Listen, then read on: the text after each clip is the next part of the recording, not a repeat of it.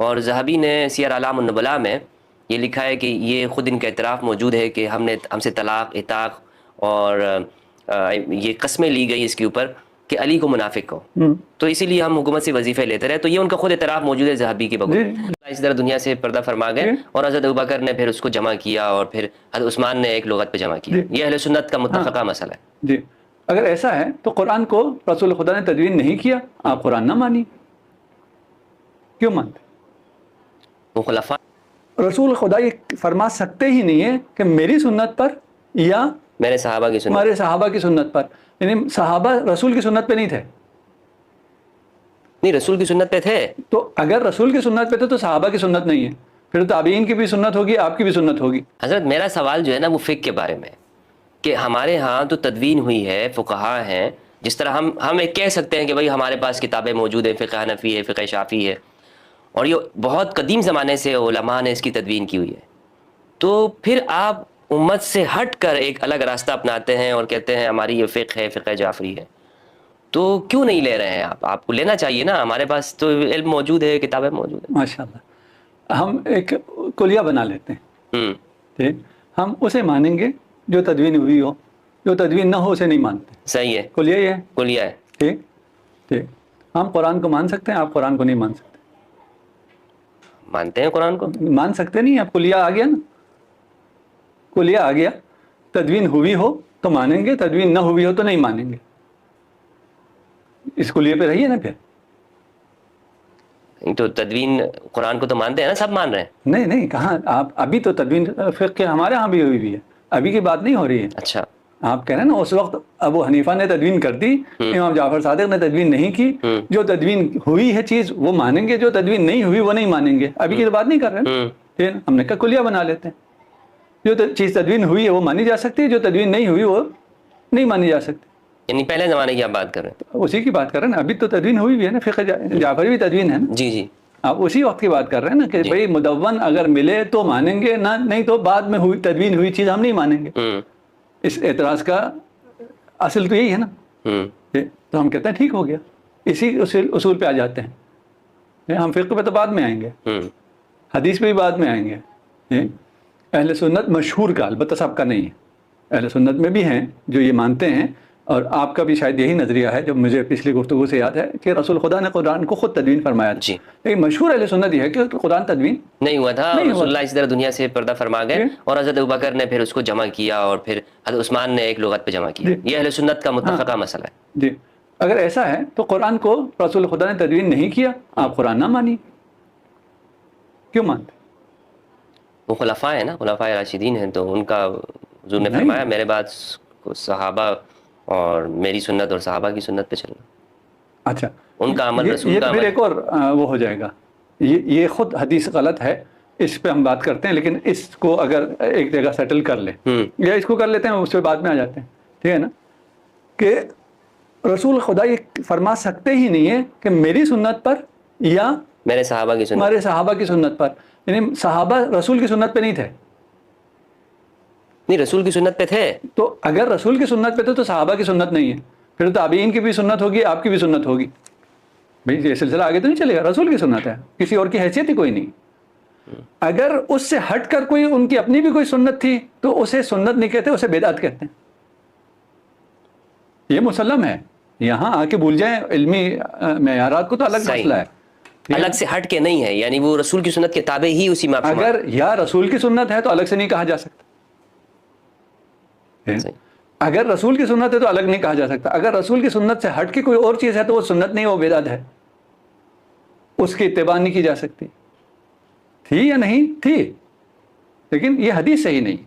صحیح. ہم اہل بیت کے لیے یہ کہہ سکتے ہیں کہ یہ اہل بیت کی سنت ہے. اہل بیت کی، ہاں ہم کہہ سکتے ہیں اہل بیت کی سنت رسول کی سنت ہے. اگر اہل بیت کی کوئی ایسی چیز ثابت ہو جائے جو رسول کی نہ ہو، اس کے مقابل میں آ رہی ہو، نہیں. صحیح. یعنی ہم یہ بات اہل بیت کے لیے بھی ہے، ٹھیک ہے نا، امیر المومنین کے لیے بھی ہے کہ امیر المومنین کی سنت رسول کی سنت سے ہٹ کے ہم کہیں جی آپ نے رسول کی سنت اور علی کی سنت پہ عمل کرنا ہے. یہ اور کدھر سے آ گیا؟ نبی کی سنت میں سب ہے.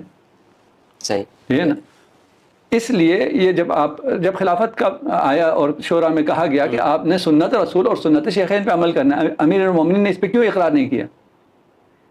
بالکل ہے نا. تو تھی کوئی اور سنت. اگر یہ جو آپ ڈیفینیشن دیتے کہ یہ وہی سنت ہے, وہ اگر وہی ہے تو امیر المومنین کہہ تو رہے تھے کہ میں سنت رسول پہ عمل کروں گا, مجھ سے بہتر کون عمل کرے گا. ان کا نہیں, جو اسٹیبلشمنٹ تھی اس نے کہا نہیں, یہ دوسرا والا بھی ہے, صحیح, یہ بھی چاہیے. ٹھیک ہے. امام علی نے, یہ تو ہمارے اہل سنت کی کتابوں میں ذہبی نے بھی اس کو لکھا ہے, امام علی نے کہا کہ نہیں میں سنت شیخین پہ نہیں عمل کروں گا, میں تو رسول کی سنت پہ عمل کروں گا. اس کا مطلب کچھ, اس کا بہت مطلب ہے نا, لکھ تو دیا ہے, کوئی سمجھے بھی نا. صحیح. یہیں سے میں آپ کے اس حدیث پہ جاتا ہوں جو آپ کہہ رہے ہیں رسول نے فرمایا میری یا میرے اصحاب کی, یا نہیں آتا, میرے اور میرے اصحاب اور بھی نہیں آتا ہے, صرف سنت. وہ سنت بھی ہر جہاں سے مل جائے نہیں, وہ سنت بھی جو تمہیں ادرت سے ملے, حدیث شکلیں. ہم واپس اپنے اصل بات پہ آتے ہیں. اصل اشکال یہ کیا جاتا ہے کہ بھائی ان کی فقہ تدوین نہیں ہوئی, ہماری فقہ تدوین شدہ ہے, اور مدون چیز لینی ہوتی ہے, غیر مدون چیز نہیں لینی ہوتی. میں جو آپ اشکال کرتے ہیں اس کو آسان کر کے, آسان زبان میں جو پیش کرتے ہیں نا, ہم کہتے ہیں بالکل مان لیتے ہیں. اس اصول کو اگر مانیں گے تو ہم اسی اصول کو لے کے جب قرآن پہ آئیں گے تو آپ کہیں گے قرآن تدوین نہیں ہوا تھا لیکن مانو.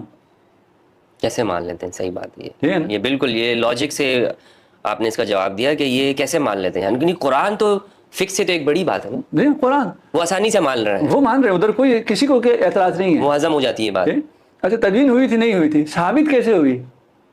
ایک راوی دو راوی آ کے کہتے تھے یہ قرآن ہے, یہ قرآن نہیں ہے. قرآن ایسے ثابت ہوتا ہے, قرآن متواتر ہے. متواتر ہے بالکل. کہتے ہیں جی ہمارے پاس قرآن کی سند موجود ہے, تمہارے پاس قرآن کی سند نہیں ہے. یہ اعتراض بھی کرتے ہیں, جو بیچارے لوگوں کو پتہ نہیں ہے ان کو کیا, ان کو لگتا ہے کوئی اعتراض ہو گیا نا بھائی, ان کے پاس مدون ہے, ان کے پاس مدون نہیں ہے, ان کے پاس سند ہے, ان کے پاس سند نہیں ہے. قرآن سند سے ثابت نہیں ہوتا ہے, سند سے ثابت ہوا تو حدیث ہو گئی نا. قرآن تواتر سے ثابت ہوتا ہے. اچھا, یہ نقص نہیں ہے. جو اہل بیت کا موقف ہے وہ قرآن صرف وہی سے ثابت ہوتا ہے. تو یہ بات تو یہاں, یہ بہت بڑا آپ نے ایک, میرے ذہن میں بھی ایک مسئلہ تھا جس کو میں یہ سمجھ رہا تھا کہ جب قرآن صحابہ سے منتقل ہوا ہے تو شیعہ پھر صحابہ سے کیسے دور ہو سکتے ہیں, یا جو اکثر طور پر ہے انہیں لازمی بات ہے صحابہ کی سند کو قبول کرنا ہوگا, ان کی عدالت کو, کیونکہ قرآن کو ہم تک پہنچانے والے تو صحابہ ہیں. یہی, لیکن آپ نے کہا کہ نہیں سند سے نہیں ہوا ہے, تواتر سے ہوا. تواتر سے ہوا ہے, یہی کہہ رہے ہیں, اصحاب اس تواتر میں شامل ہیں. لیکن اگر آپ ایک صحابی دو صحابی کی بنیاد پر قرآن ثابت کرنے پہ آ جائیں تو پھر تواتر ثابت نہیں ہوتا. تواتر بھی ثابت نہیں ہوتا, اور بہت سی اور آیات کا قرآن ہونا ثابت ہوتا ہے, بہت سی آیات کا قرآن نہ ہونا ثابت ہوتا ہے. احسن, ماشاء اللہ. پرانی بحث ہیں, ابھی ہم علمی بحثوں میں نہیں جا رہے. جی بالکل. لیکن جو میں چاہتا ہوں اس کو مزید آسان کریں. جن کو معلوم ہے اور جن کے دلوں میں مرض ہے, وہ مرض ان چند جملوں سے ٹھیک ہو سکتا ہے اگر سمجھ. دیکھیں چیزیں پتہ ہیں, عام عوام کے لیے یہ باتیں بہت اتنی آسان نہیں ہیں کہ ان سب کو ہم بیٹھ کے کھولیں اور بیان کریں, اتنی آسان نہیں ہے. اتنا ہے کہ انہیں انہی باتوں سے گمراہ کیا جاتا ہے کہ دیکھو جی ادھر سند ہے, دیکھو جی ادھر سند نہیں ہے. یہ سمجھ میں آ گیا, جس کے پاس سند ہے اس کے پاس قرآن نہیں ہے. سمپل ہے. کسی کو سمجھنا ہے پھر اس کو آ کے سند کیا ہوتا ہے, تواتر کیا ہوتا ہے, اس کو. میں ایک سنی ہونے کی حیثیت سے ایک بات آپ کے سامنے رکھتا ہوں کہ میں یہ سمجھنا چاہتا ہوں کہ اگر میں ابو حنیفہ کی فقہ لے رہا ہوں, اپنی زندگی کے 24 گھنٹے میں امام ابو حنیفہ کے بتائے ہوئے فقہ کے مطابق عمل کر رہا ہوں, حسکفی, چلپی, ابن عابدین شامی, ان کے فتاویٰ میرے لیے رہنما ہے, تو یہ تو میں عمل کر رہا ہوں, میری زندگی اس پہ گزر رہی ہے. مجھے کیسے اطمینان ہوگا کہ میں اہل البیت کے جو علم ہے وہ اس پر عمل کروں اور میری نجات ہو, اور واقعی وہ ایک تدوین ہوئی ہے, اس کا ثبوت ہے, وہ اسٹیبلش ہے, وہ فقہ ہے. کیونکہ عام آدمی کو اگر پتہ چل جائے نا کہ ایک امام محمد الباقر کی فقہ ہے اور دوسری طرف ابو حنیفہ کی ہے, تو وہ بلا شک و شبہ اس کا ایمان کا تقاضا یہ ہے کہ وہ امام باقر کے پیچھے چلے. تو یہ آپ کیسے اطمینان دلا سکتے ہیں کسی کو؟ ٹھیک, یہ دوسری بات آ گئی نا. ایک بات یہ ہے کہ تدوین والے مسئلہ, ابھی ہم اس میں بھی باتیں بہت تھی, نہیں وہ تقریباً فکر پہنچ گئی ہے مجھے. لیکن ہم نے یہ تنزل کر کے کہ ہمارے پاس تدوین نہیں ہوئی یہ ثابت کیا ہے. یہ تنزل ہے, یہ نہیں کہ ہماری تدوین نہیں ہے نا. ایسا نہیں ہے کہ فقہ اہل بیت مدون نہیں ہے اور باقی فقہ مدون ہے. یہ تو ہم نے تنزل کیا نا کہ اگر یہ اصل بنا لیں تو پھر مشکل پیش آ جائے گی. اب آ جاتے ہیں جناب, تدوین شدہ ہے یا تدوین شدہ نہیں ہے. اچھا, ایک دفعہ آپ کو ایک چیز مل رہی ہے جہاں سے ملنی چاہیے، وہ اچھی پیکنگ میں نہیں ہے، اور ایک چیز دوسری جگہ سے مل رہی ہے وہ بہت اچھی پیکنگ میں ہے، اندر ہے زہر. اچھا، آپ کہہ جی اس کی کیونکہ پیکیجنگ بہت اچھی ہے اس لیے میں یہ دوا لوں گا. کوئی کہے گا یار پیکٹ کو نہیں دیکھتے، پیکیجنگ کو نہیں دیکھتے، دیکھو یہ دوا دینے والا تمہارا دوست ہے دشمن ہے. وہ ڈاکٹر نے جو پرسکرائب کیا ہے، یہ جو فارماسسٹ بیٹھا ہوا ہے، یہ وہ ڈاکٹر کا نسخہ دے رہا ہے، یہ کچھ اپنی طرف سے کچھ تمہیں ڈبہ اچھا کر کے کوئی دے رہا ہے. ڈاکٹر طبیب ایک ہی ہے، طبیب دوار بطب. پھر جو شفا ہے یہ محمد مصطفیٰ صلی اللہ علیہ وآلہ وسلم کی طرف سے. یہ باقی جو ہیں یہ صرف پرسکرپشن دے رہے ہیں. اس پرسکرپشن میں فرض کر لیے ایک کی پیکنگ بہت اچھی ہے، تدوین بہت اچھی ہے، دوسرے کی اچھی نہیں ہے، کس کی دوا لیں گے؟ اصل کی، جسے طبیب نے جو تجویز کیا. یہاں تک فرض، یہ بھی میں دوبارہ فرض پر آ رہا ہوں کہ تدوین نہیں ہوئی ہوئی، تدوین ہوئی ہوئی ہے، اس تدوین کی حیثیت ہی نہیں. اس کے بعد ہم مقابلہ کس کا کرتے ہیں؟ کس نے تدوین کی ہے؟ فقہ کس کی تھی؟ رسول خدا کی. یہ کوئی نہ مثلا امام باقر علیہ السلام، نہ کوئی اور امام، نہ امام جعفر صادق، نہ کوئی اور، ان میں سے تو کسی کی نہیں ہے نا. فقہ کس کی ہے؟ رسول کی، رسول خدا کی ہے، شریعت رسول خدا کی ہے. اصل وہاں سے پیک ملنا چاہیے تھا. صحیح ہے. اس کے بعد کس نے کیا کس نے نہیں کیا، ان کی تو کوئی حیثیت ہی نہیں. آپ کہیں یہاں مجھے بہت اچھی پیکیجنگ میں مل رہا ہے، بہت تدوین شدہ مل رہا ہے، اس نے تدوین کیا ہے کون؟ اس کے تدوین کرنے نہ کرنے سے کیا فرق پڑتا ہے؟ اس کے لیے کوئی ایک حدیث ہے کہ میرے دیکھیں رسول خدا کو ان سب چیزوں کا علم تھا یا نہیں تھا کہ فرقے کیسے آگے بڑھیں گے، دین کیسے آگے بڑھے گا، اس میں کیسے رہنمائی ملے گی امت کو؟ علم تھا، بالکل علم تھا. تو کہہ دیتے بھائی یہ ساری امت بعد میں فلانی کی تم امامت مان لو. یہی اصل میرا سوال ہے. ٹھیک ہے نا. ہے یہ کوئی امام ابو حنیفہ کے لیے کوئی موضوع روایت ہے؟ آپ سے پوچھ رہا ہوں میں. نہیں، روایت تو نہیں ہے، اس زمانے میں تھے ہی نہیں، تو کہاں سے؟ نہیں، اس زمانے میں تھے. رسول خدا دیکھ تو رہے تھے کہ بھائی میری امت نے قیامت تک اس کی فقہ پہ چلنا ہے، تو کچھ تو فرما جاتے نا. یہ فرمانا چاہیے تھا، نہیں فرمانا چاہیے تھا؟ نہیں، کسی کے لیے نس نہیں ہے. نہیں ہونا چاہیے تھا، نہیں ہونا چاہیے؟ ہونا چاہیے تھا، لوگوں کے لیے ہونا چاہیے تھا. ٹھیک ہے نا. میرے بعد شافعی، احمد بن حنبل یا اس طرح زمانوں میں کرنا. ٹھیک ہے نا. کچھ بھی کوئی اشاروں میں، کوئی کنایہ میں، کوئی کچھ تو ہوتا نا کہ میرے بعد جو ہے اتنے عرصہ اندھیرا رہے گا، 150 سال بعد تم فلاں کی اندھیرا رہے گا. ہاں، اس اندھیرے کو بھی نہیں مانتے. ہے تضاد، ایسے تضادات ہیں کہ سمجھ ہی نہیں آتا. صحیح ہے. کہ کیسے سمجھائیں؟ یعنی ان کے نام نہیں ہے. نہیں، 150 سال تک اندھیرا رہے گا. ہمیں کہا جاتا ہے 150 سال. اگلا موضوع کھول رہے ہیں. نہیں، ہم صرف اشارے کر رہے ہیں، کھول کچھ بھی نہیں رہے. تو یہ اشارات ہیں کہ بھئی ہمیں تو کہا گیا کہ جناب نجوم سارے ادھر ہیں، وہاں تو ٹھوپ اندھیرا ہے، کوئی نجم نہیں ہے. میں چاہتا ہوں کہ ہم یہ جو فقہ العال جو ہے یہیں رہ رہے ہیں. جی جی جی، یہیں ادھر تو آ رہے ہیں اور کہاں جا رہے ہیں. صحیح. ٹھیک ہے نا. اس کے بعد آگے جناب علی ائمہ آنا شروع ہوئے، اور ان پر امت نے پتہ نہیں اب کتنے سال اور کتنے ہزار سال عمل کرنا ہے. ٹھیک ہے نا. کوئی تو اشارہ چاہیے رسول خدا سے. بالکل اشارہ چاہیے. ٹھیک ہے نا.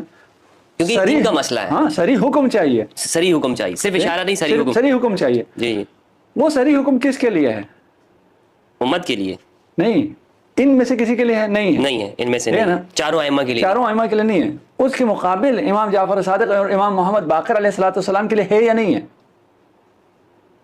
صراحت موجود ہے اہل سنت کتابوں میں. اس کا مجھے علم نہیں ہے کہ صراحت ہے یا نہیں ہے. اشارات وہاں بھی بہت حدیث ثقلین تو ہے. نہیں، حدیث ثقلین سے ہٹ کر کہ میری اولاد میں سے میرے نام کا شخص میرے علوم کو امت میں جاری کرے گا اور اس کا لقب باقر العلوم ہوگا. اب یہ مجھے علم نہیں ہے کہ اہل سنت مصادر میں یہ روایت اس طرح ہے یا نہیں ہے، اس کا مجھے علم نہیں. لیکن آپ کے پاس ہے. ہمارے ہاں ہے. صحیح ہے. اور ہمارے کافی ہے. نہیں تو حدیث ثقلین سے استدلال کر سکتے ہیں. نہیں، ہم اس سے آگے کی بات کر رہے ہیں. اچھا، ہم حدیث ثقلین سے ہٹ کے ہم اسی دور میں آ گئے، اہل بیت مخصوص اسی دور میں آ گئے جس میں آپ ادھر امام مان رہے ہیں. ٹھیک ہے نا. اسی دور میں جسے ہم امام مانتے ہیں اس کے لیے نص موجود ہے. یہی نص موجود ہے کہ میرے علوم کو یہ جاری کرے گا اور یہ باقر العلوم ہوگا. اچھا ہمارے پاس خود ہماری فقہ میں حدیث میں ایسی کوئی نص موجود نہیں ہے. یہ بطور ناظرین کے لیے کہنا چاہتا ہوں کہ مثلا جیسے حضرت نے کہا کہ ان کے ہاں اہل بیت کے نام لے کر نص موجود ہے کہ رسول نے فرمایا کہ میرے بعد میری اولاد میں سے آئے گا، جیسے امام باقر علیہ السلام کے لیے کہا.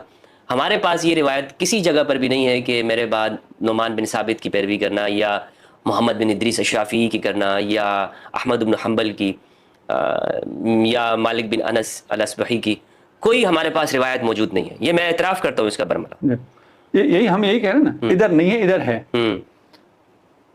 کس سلسلے سے ہے، کس سلسلے، میں کہتا ہوں روایت نہیں ہے، دعویٰ ہے یا نہیں ہے. حتی دعویٰ نہیں ہے، ادعا نہیں ہے. کیوں کر نہیں سکتے؟ نہیں کر سکتے. ٹھیک ہے نا، ادعا ہی، دعویٰ ہی نہیں ہے. پھر ایک تو یہ خود امام محمد باقر علیہ السلام رسول کا معجزہ ہے. امام باقر علیہ السلام رسول کا معجزہ ہے. یعنی رسول نے پیشن گوئی کی ہے اور فرمایا ہے کہ ایسا ہوگا اور علوم کے چشمے یہاں سے پھوٹیں گے. اور وہ تو پہلے فرمایا تھا نا، 100 سال پہلے فرمایا ہے، اور 100 سال بعد عیناً وہی ہوتا ہے جو رسول نے فرمایا ہے. ہم وہ عمل نہ کریں اور کہیں اور چلے جائیں. کیوں ادھر چلے جائیں؟ اس لیے کہ وہ سرکاری امام تھے. یہ تدوین ودین کور کرنے کی چیزیں. انہیں سرپرستی حاصل تھی بنی امیہ بنی عباس کی. جس دین کو بنی امیہ بنی عباس پروموٹ کرے اس دین کا کیا حال ہوگا؟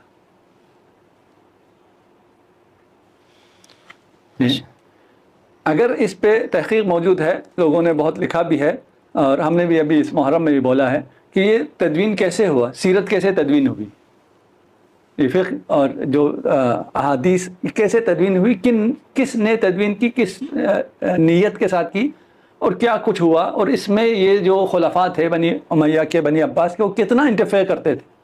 میں نے اس میں قطع کلامی کی معافی چاہتا ہوں. اوزائی ایک نام ہے. اوزائی یہ امام اہل شام ان کو کہا جاتا ہے. ابو حنیفہ کے ساتھ ان کے مناظرے بھی ہوتے تھے. بنو امیہ کے جو آپ ریاستی علماء کہتے ہیں، یہ اوزائی ان میں سے ایک تھے. اور ذہبی نے سیر اعلام النبلاء میں یہ لکھا ہے کہ یہ خود ان کا اعتراف موجود ہے کہ ہم سے طلاق، عتاق اور یہ قسمیں لی گئی اس کے اوپر کہ علی کو منافق کہو، تو اسی لیے ہم حکومت سے وظیفے لیتے رہے. تو یہ ان کا خود اعتراف موجود ہے ذہبی کے بغیر. لیکن آج ہم اوزائی کی فقہ نہیں دیکھتے، حالانکہ ریاست نے تو بہت سپورٹ کیا ان کو اس زمانے میں. کیوں نہیں ہے؟ نہیں، دیکھیے بہت سے آج کل کے اس میں آپ کو بتا دیتا ہوں، بہت سے لوگ ریاست لانچ کرتی ہے، کچھ چلتے ہیں کچھ نہیں چلتے. صحیح، لانچ انہوں نے مختلف کیے ہوئے. بنو امیہ نے مختلف لوگوں کو، یہ صرف ایک لانچ نہیں ہوا.